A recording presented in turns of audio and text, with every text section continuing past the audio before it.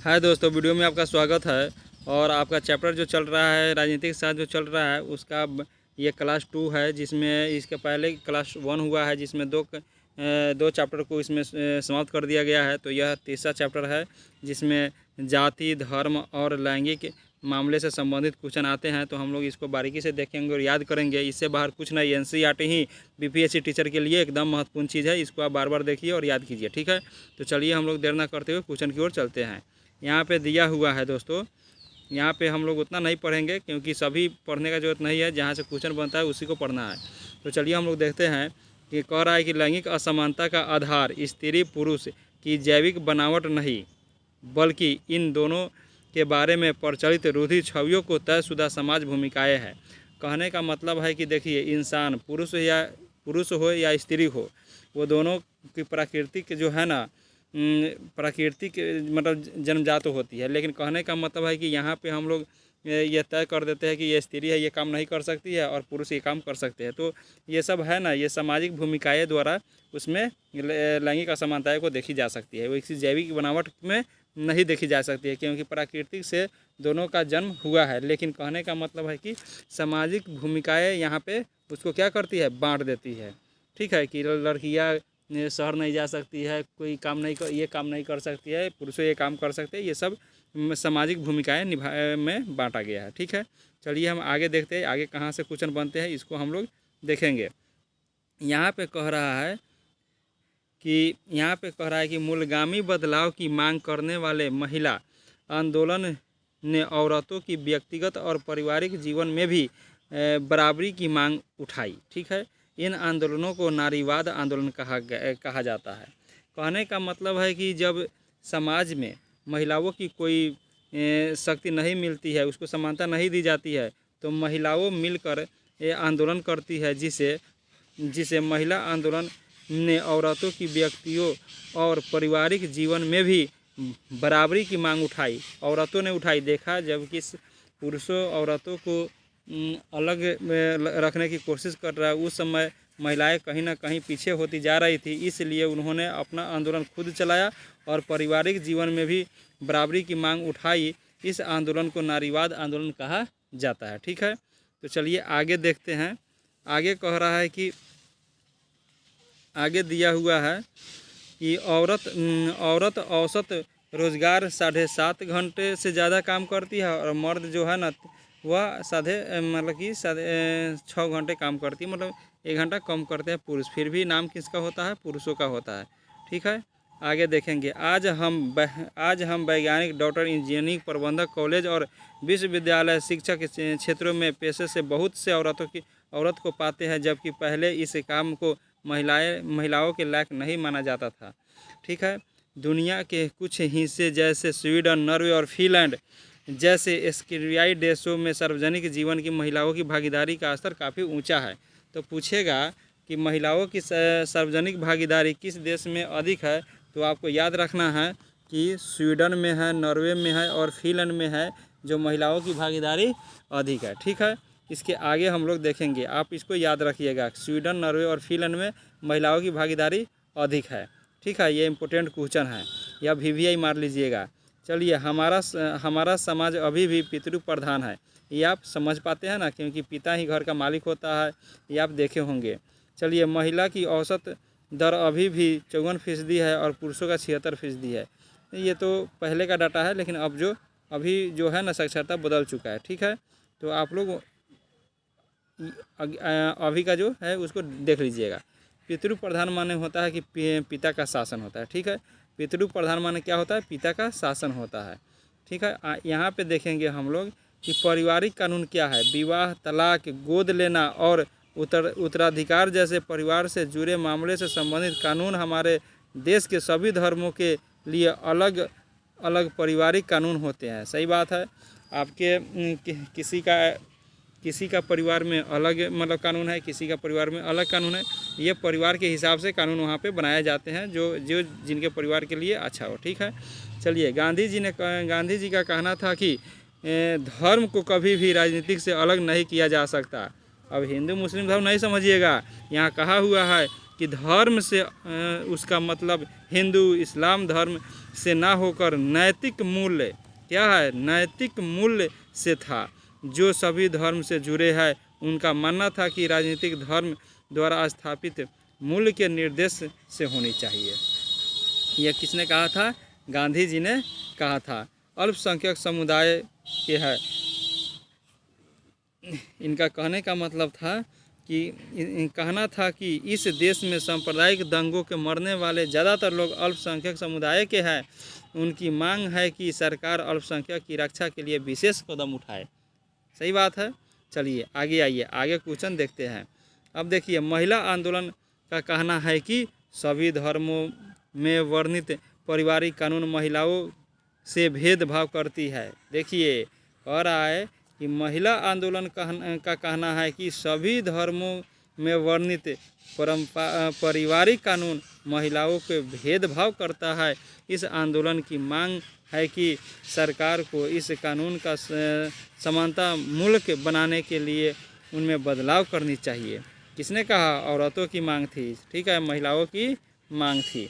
चलिए यहाँ पे देखिए, यहाँ पे क्या समस्या है। यहाँ पे कह रहा है सांप्रदायिकता के बारे में। देखिए, समस्या तब शुरू होता है जब धर्म को राष्ट्र का आधार मान लिया जाता है, उसे हम सांप्रदायिकता कहते हैं। तो सांप्रदायिकता क्या क्या होती है इसके बारे में हम लोग देखेंगे। जब राज्य अपनी सत्ता का इस्तेमाल किसी एक धर्म के पक्ष में करने लगता है तो ऐसी स्थिति में इसे हम क्या कहते हैं? सांप्रदायिकता कहते हैं। राजनीतिक में धर्म का इस्तेमाल इस तरह किया जाना सांप्रदायिकता कहलाता है। सांप्रदायिकता राजनीतिक इस सोच पर आधारित होती है कि धर्म ही सामाजिक समुदाय का निर्माण करती है, यह भी सांप्रदायिकता है। एक धर्म दूसरे धर्म से सर्वश्रेष्ठ है, यह भी सांप्रदायिकता में आता है। ठीक है, तो ये सब सांप्रदायिकता में आता है, ये आप याद रखिएगा। एक धर्म दूसरे धर्म के विरुद्ध में धारा करना, यह भी सांप्रदायिकता के अंतर्गत आता है। ठीक है, अब यहाँ पे आया कि लिंग और धर्म के आधार पर विभाजन तो दुनिया भर में हुआ है, लेकिन जाति पर आधारित विभाजन सिर्फ भारत समाज में ही देखने को मिलता है। यानी आप देखेंगे कि भारतीय समाज में विभाजन भारतीय समाज में ही देखने को मिलता है। यानी जाति पर आधारित विभाजन सिर्फ भारतीय समाज में ही देखने को मिलता है। यह आपका VVI है, याद रखिएगा कि सामाजिक विभाजन तो दुनिया में देखी गई है, लेकिन जाति पर आधारित विभाजन भारत में ही देखने को मिलता है। ठीक है, इसको आप याद रखिएगा। चलिए आगे आइए, आगे क्या कह रहा है, आगे देखेंगे। आगे कह रहा है, उनमें आपस में मतलब कि सामाजिक विभाजन जो है जाति के आधार पर देखने को मिलता है। तो जाति के आधार पर आप देखेंगे कि क्या हुआ कि बना। तो देखिए, कोई किसी का शादी होता है तो अपने जात में होता है भारत में।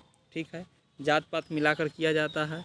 वह उसी जात का होना चाहिए, वह उसी परिवार का होना चाहिए, ये मतलब जाति पर आधारित होना चाहिए। उसकी खान पान सभी अलग अलग समूहों में अलग अलग होते हैं।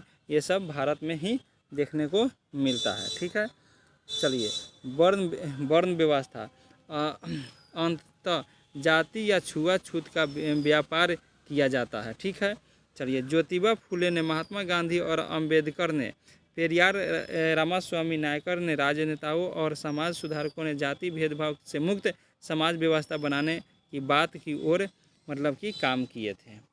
तो ये 4 नेता है, ज्योतिबा फुले, महात्मा गांधी, अंबेडकर और पेरियार रामास्वामी नायकर।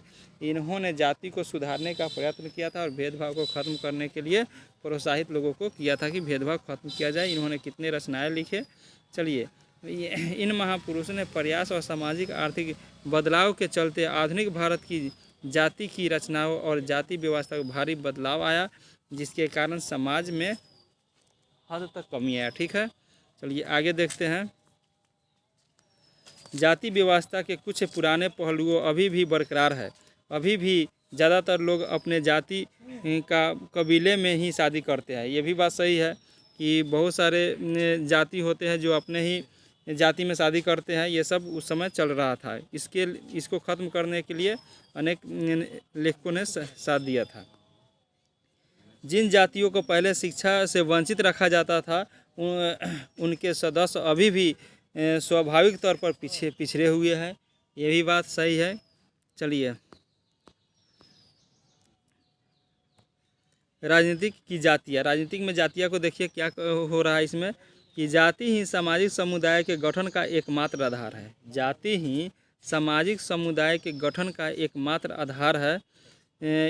इस चिंतन पद्धति के अनुसार एक जाति के लोग एक स्वाभाविक समाज समुदाय का निर्माण करते हैं और उनके हित एक जैसे होते हैं तथा दूसरी जाति के लोगों उनके हितों की कोई मेल नहीं होता है। ठीक है, इसके बारे में यहाँ भी कहा गया है।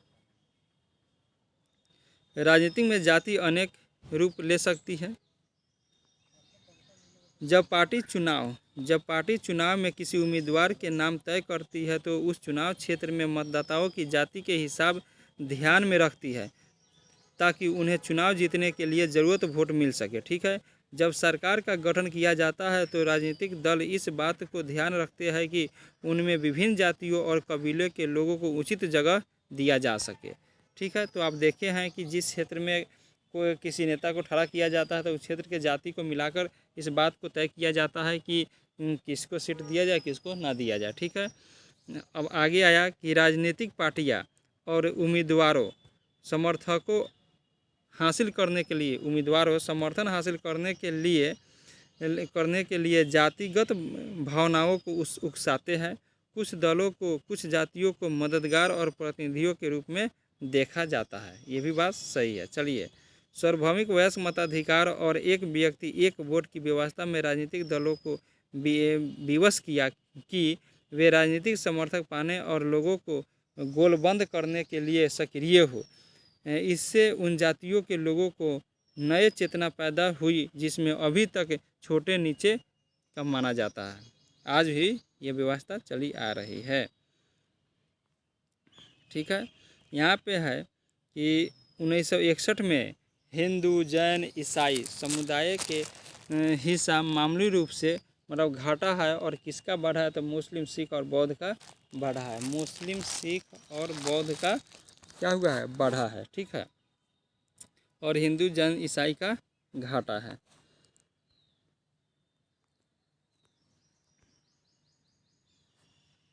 यहाँ पे है कोई भी पार्टी किसी एक जाति या समुदाय के सभी लोगों को वोट हासिल नहीं कर सकता। ये भी बात सही है।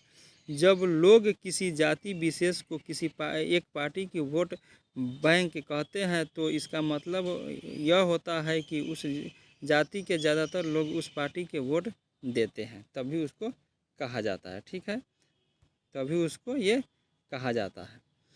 अगर किसी चुनाव क्षेत्र में एक जाति के लोगों को प्रभुत्व माना जा रहा है तो अनेक पार्टी को उस जाति को उम्मीदवार खड़ा करने में कोई रोक नहीं सकता। ऐसे में कुछ मतदाता के सामने उनकी जाति के एक से ज़्यादा उम्मीदवार होते हैं तो किसी न किसी जाति के मतदाताओं के सामने इनकी जाति एक भी उम्मीदवार नहीं होता है। कभी कभी ये ऐसा होता है कि जाति बहुत है लेकिन उसमें उनका उम्मीदवार नहीं है। ये सब होता है।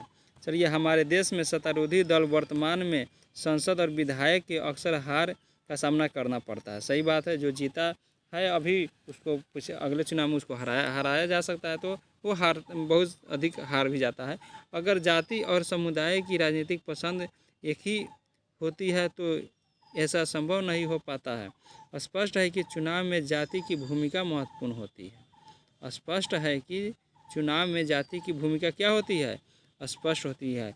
और स्पष्ट है कि चुनाव में जाति की भूमिका महत्वपूर्ण होती है, ये आपको याद रखना है। ठीक है, आर्थिक असमानता का एक महत्वपूर्ण आधार जाति है। आर्थिक कह रहा है कि आर्थिक असमानता का आधार क्या है, एक जाति है। आर्थिक असमानता का आधार क्या है, एक जाति है। ठीक है, तो ये चैप्टर शुरू गया। अगले चैप्टर को देखते हैं। अगले चैप्टर में क्या है, राजनीतिक दल है। तो राजनीतिक दल के बारे में हम लोग देखते हैं कि इसमें क्या कह रहा है। तो ये इतना जल्दी सूझ जाएगा क्योंकि आपको जहाँ से क्वेश्चन बनता है वहीं देखना है यहाँ पे। राजनीतिक दल का अर्थ, राजनीतिक दल को लोगों के एक ऐसे संगठन समूह के रूप में समझा जा सकता है जो चुनाव लड़ने और सरकार में हो। ठीक है, चलिए, राजनीतिक सत्ता हासिल करने के उद्देश्य से काम करते हैं। राजनीतिक सत्ता हासिल करने के लिए उद्देश्य काम करते हैं। तो आप सभी नेताओं को देखते हैं कि काम क्यों करेगा, क्योंकि उसको चुनाव फिर लड़ना है और उसको जीतना है, इसलिए वो काम करेगा। दल किसी समाज की बुनियादी राजनीतिक विभाजन की दर्शाता है। पार्टी समाज के किसी एक हिस्से से संबंधित होती है, इसलिए उसका नज़रिया समाज के उन वर्ग समुदाय के विशेष तरह झुका होता है जिस दल की पहचान उसकी नीतियों और उनकी सामाजिक आधार पर तय होती है। सही बात है। चलिए आगे आइए, आगे कह रहा है कि देखिए, अब देखिए नेता कौन होता है। राजनीतिक दल में नेता की प्रमुख भूमिकाएं हैं। तो नेता हो गया बड़े नेता, जैसे मोदी आज के नेता है, सबसे बड़े नेता है। सक्रिय सदस्य की ओर देखेंगे तो विधायक और संसद उनका सक्रिय सदस्य है। ठीक है, और अनुयायी और समर्थक जानता है जो उनको समर्थन करता है। तो आप ऐसे आप याद कर सकते हैं। ठीक है, तो आप देखेंगे कि यहाँ पे नेता हो गए मोदी जी, और सक्रिय सदस्य हो गया विधायक संसद, और अनुयायी हो गया जनता। ठीक है, जो जनता को अनुयायी कहा गया है क्योंकि वे लोग अपने नेता को चुनते रहते हैं। ठीक है, चलिए आगे आइए, आगे कह रहा है कि उम्मीदवारों का चुनाव कई तरीकों से करते हैं। उम्मीदवारों का चुनाव कई तरीकों से करते हैं। अमेरिका जैसे कुछ देशों में उम्मीदवार का चुनाव दल के सदस्य और समर्थक करते हैं। याद रखिएगा, और यहाँ पे वीवीआई कर लीजिए, क्योंकि यह कह रहा है कि अमेरिका जैसे कुछ देशों में उम्मीदवारों का चुनाव जो है, उम्मीदवारों का चुनाव दल के सदस्य, ठीक है, और समर्थक, दल के सदस्य और समर्थक करते हैं। दल के सदस्य और समर्थक करते हैं। ठीक है, लेकिन भारत में दल के नेता ही उम्मीदवार चुनते हैं। भारत में दल के नेता ही उम्मीदवार चुनते हैं, लेकिन अमेरिका में दल के सदस्य और समर्थक चुनते हैं, और भारत में दल के नेता ही उम्मीदवार को चुनते हैं। आप इसको याद रखिएगा। अब यहाँ पे कह रहा है कि दल ही सरकारी मशीनरी और सरकार द्वारा चलाए जाने वाले कल्याण कार्यक्रम तक पहुँचने की लोगों की पहुँच बनाते हैं। एक साधारण नागरिक के लिए किसी नागरिक अधिकार की तुलना में किसी राजनीतिक कार्यकर्ता जान पहचान बनाते हैं। सही बात है कि उनको अगर पहचान नहीं बनेगा तो फिर उनको चुनाव में तो पहचान होना चाहिए, इसलिए वो कह रहा है वहाँ पे। चलिए यहाँ पे है कि यही बात ज़्यादातर लोकतंत्र में लागू होता है कि पूरी दुनिया में राजनीतिक दल ही एक ऐसा संस्था है जिस पर लोग सबसे कम भरोसा करते हैं। अब देखेंगे कि पूरी दुनिया में राजनीतिक दल ही एक ऐसा संस्था है जिस पर लोग सबसे कम भरोसा करते हैं। ठीक है, बहरहाल राजनीतिक दल के कामकाज के लोगों की भागीदारी का स्तर काफ़ी ऊंचा है। खुद को किसी राजनीतिक दल का सदस्य बताने वाले भारतीय का अनुपात कनाडा, जापान, स्पेन और दक्षिण कोरिया जैसे विकसित देशों से ज़्यादा है। कनाडा है, जापान है, स्पेन है और दक्षिण कोरिया से भी ज़्यादा है। यहाँ पे क्या, कहाँ, भारत में विभिन्न दलों की सदस्य संख्या दक्षिण एशिया के शेष विश्व की अपेक्षा ज़्यादा है। कहाँ, तो अपना भारत में। चलिए, दो दलीय व्यवस्था यूएसए और इंग्लैंड। बहुदलीय भारत में है। बहुदलीय कहाँ है, भारत में है। देश की हर पार्टी का निर्वाचन आयोग ने अपनी पंजीकरण करना पड़ता है। देश की हर पार्टी का निर्वाचन आयोग से क्या करना पड़ता है, पंजीकरण कराना पड़ता है। जब कोई पार्टी राज्य विधानसभा चुनाव में पड़े कुल मतों का 6% विधानसभा में 6% या उससे अधिक हासिल करता है और कम से कम 2 सीट पर जीत दर्ज करता है, तो वह अपनी राज्य की राजनीतिक पार्टी के रूप में मान्यता मिल जाती है। 6% और 2 विधानसभा के सीट, तो उसको राज्य के राजनीतिक दल में मान्यताएँ मिल जाती है। ठीक है, आगे देखिए, लोकसभा चुनाव में पड़े कुल मतों का कुल वोट तथा 4 राज्य में विधायी सभा चुनाव में पड़े कुल मतों का 6% हासिल हो और लोकसभा में चुनाव कम से कम 4 सीटों पर होती है, तो उसे राष्ट्रीय दल की राजनीतिक दल और राष्ट्रीय दल की मान्यता मिल जाती है। 6% दोनों में होना चाहिए, उसमें 2 सीट होना चाहिए, इसमें 4 सीट होना चाहिए, ये आप याद रखिएगा। आगे है कि ऑल इंडिया तृणमूल कांग्रेस की स्थापना 1998 में हुआ था। ऑल इंडिया तृणमूल कांग्रेस की स्थापना 1998 में हुआ था, ममता बनर्जी के नेतृत्व में हुआ था। 2016 में राष्ट्रीय दल के रूप में मान्यताएँ प्राप्त हुई थी। पुष्प और तृण इसके प्रतीक। तो ऑल इंडिया तृणमूल कांग्रेस की स्थापना 1 जनवरी 1998 को हुआ था। ठीक है, इसे 2016 में राष्ट्रीय दल की मान्यता मिली। बहुजन समाज पार्टी काशीराम किए थे 1984 ईस्वी में, आप इसको याद रखिएगा। भारतीय जनता पार्टी जनसंघ की स्थापना श्यामा प्रसाद मुखर्जी 1951 इसमें गठित किया था और पूर्ण वितरण हुआ था 1980 ईस्वी में, जिसमें भारतीय जनता पार्टी के नाम से जाना गया था। ठीक है, यह हिंदुत्व की भावना रखता है। उसके बाद में कह रहा है कि उसके बाद में राष्ट्रीय जनतांत्रिक गठबंधन के नेता की हैसियत से 1998 में सत्ता में आई थी। कौन? भाजपा। ठीक है, communist party of India CPI 1925 ईस्वी में गठित हुआ था। Communist party of India CPI 1925 ईस्वी में आई थी। ठीक है, चलिए 1925 ईस्वी में आई थी भारतीय कम्युनिस्ट पार्टी।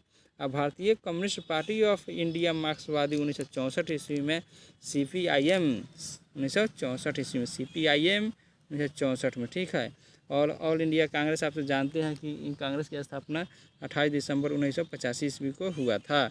पंजा इसका क्या है? चिन्ह है। नेशनलिस्ट कांग्रेस पार्टी की स्थापना 99 में हुआ था। नेशनलिस्ट कांग्रेस पार्टी की स्थापना 1999 में हुआ था। ठीक है, चलिए उसको आप याद रखिएगा। आम आदमी पार्टी को 1912 ईस्वी में गठन हुआ था। इंडियन नेशनल का 1977 में हुआ था। उसके बाद में है कि जनता दल यूनाइटेड का 99 में हुआ था। जनता दल यूनाइटेड का 99 में हुआ था। लोक जनशक्ति पार्टी 2000 में हुआ था।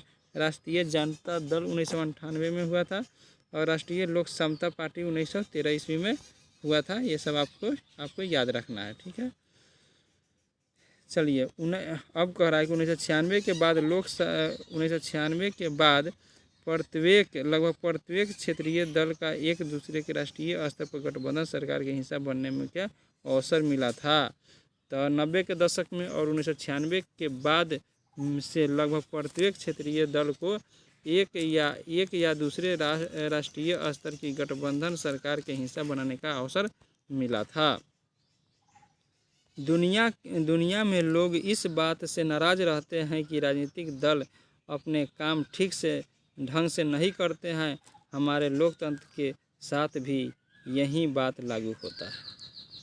ऐसे ही बात तो नहीं है, लेकिन पहली चुनौती पार्टी के भीतर आंतरिक लोकतंत्र का होना। ठीक है, आंतरिक लोकतंत्र का होना। नेता होते हैं वे अनुसूचित लाभ होते हुए भी नज़दीकी लोगों और यहाँ तक कि अपने परिवारों के लोगों को आगे बढ़ाते हैं। ये सब क्या है? ये सब राजनीतिक की क्या है? ये सब दोष है। ठीक है, ब्रिटेन की लेबर पार्टी कंजर्वेटिव पार्टी के बीच अब बड़ा कम अंतर रह गया है। दोनों दल बुनियादी मामले में समान और सहमत होते हैं और एक जैसे घोषणा पत्र तैयार करके पेश करते हैं। ठीक है, चलिए विधायिका और संसद के दल बदल रोकने के लिए संविधान में संशोधन किए गए थे। 92वां संविधान संशोधन 85 में, याद रखिएगा। नया कानून के अनुसार दल बदल वाले सांसद या विधायक को अपनी सीट भी गंवानी होगी। समझे, जो दल बदल करेगा उसकी सीट भी गंवानी पड़ेगी। चुनाव का खर्च सरकार उठाएगा। सरकार दलों को चुनाव लड़ने के लिए धन देता है और मदद पेट्रोल, कागज़, फ़ोन और ये सब हो सकती है देने के लिए। राजनीतिक दलों को आंतरिक कामकाज को व्यवस्थित करने के लिए कानून बनाया जाता है। ठीक है, किसके लिए? तो ये कह रहा है, चलिए आगे देखते हैं। दो और तरीके हैं जिसमें राजनीतिक दलों को सुधारा जा सकता है। पहला तरीका है राजनीतिक दलों पर लोगों द्वारा दबाव बनाने का।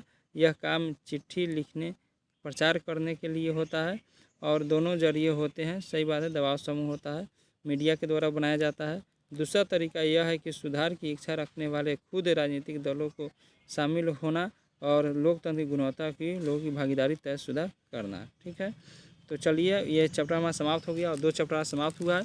हम अगले वीडियो में आपसे मिलते हैं जहां है लोकतंत्र के परिणाम, जो ये लास्ट में चैप्टर होगा और इसको हम लोग बारीकी से देखेंगे और याद करेंगे। तो चलिए, थैंक यू, बाय दोस्तों। शेयर, सब्सक्राइब, लाइक ज़रूर कीजिए।